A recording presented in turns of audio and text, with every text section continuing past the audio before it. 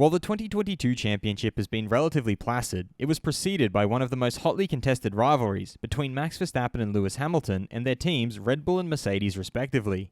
Red Bull's team principal Christian Horner has now taken a few digs at his Mercedes counterpart Toto Wolff while speaking on the podcast Diary of a CEO.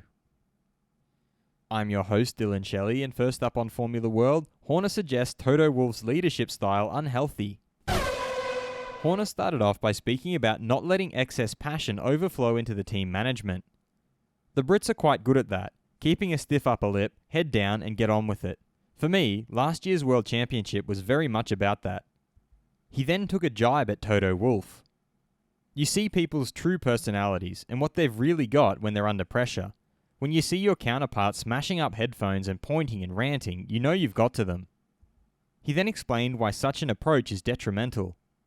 If they're venting in such a way, and they're feeling that pressure, then the people beneath them are going to be offloaded onto. They are going to be on the receiving end of that.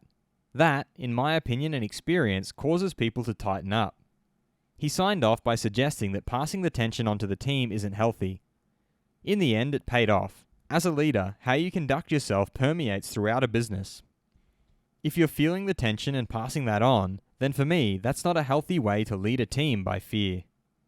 Fast feed. Haas team principal Gunther Steiner thinks that logically it starts to become difficult with more than 24 Grand Prix. On a human level, it will be difficult. Former F1 driver Ralf Schumacher is of the opinion that if Red Bull really did break the rules, it should be punished proportionately. But what the FIA has done is unacceptable.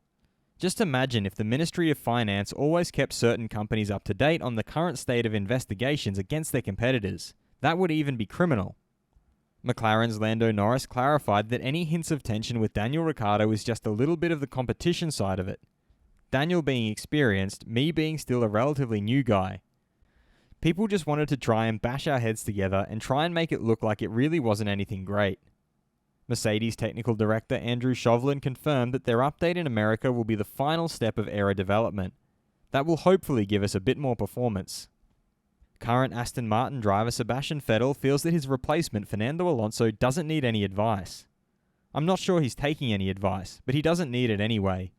He's been around for so long and seen so much, he'll be fine.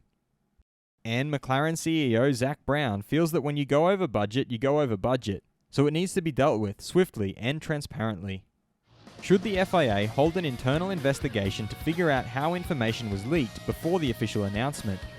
Head over to my community page to vote in the poll and let me know what you think in the comments. And if you liked this video, feel free to subscribe and check out my others for all the latest in the world of Formula 1.